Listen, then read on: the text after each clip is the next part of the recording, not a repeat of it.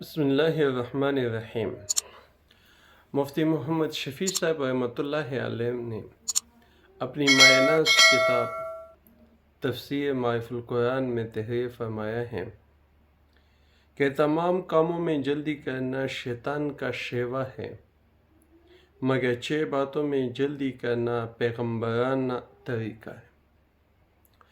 پہلے نمبر پر مہمان کے لیے کھانا لانے میں جلدی کرنا، دوسرے نمبر پر جنازے کے اٹھانے میں جلدی کرنا، تیسرے نمبر پر کنواری بالغہ لڑکی کی شادی کر دینے میں جلدی کرنا، چوتھے نمبر پر قرض کی ادائیگی میں جلدی کرنا، پانچویں نمبر پر گناہوں سے توبہ کرنے میں جلدی کرنا، اور چھٹے نمبر پر فرض نماز کو اپنے وقت پر جلدی پڑھنا۔ یہ 6 کام ایسے ہیں کہ ان میں جلدی کرنا پیغمبرانہ طریقہ ہے۔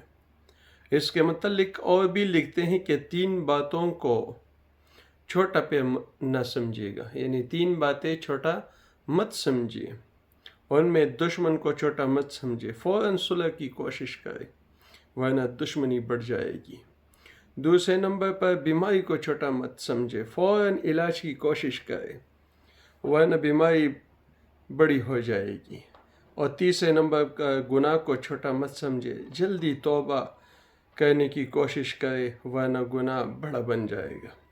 اسی طرح حضرت امام ابو حازم رحمۃ اللہ علیہ کی نصیحت سلمان بن مالک کے لیے جو تھی، ان میں فرمایا کہ جہاں اللہ پاک نے جانے کا حکم دیا وہاں سے اللہ پاک آپ کو حاضر نہ پائیں، اور جہاں سے اللہ پاک نے منع فرمایا ہے وہاں اللہ پاک آپ کو حاضر نہ پائیں۔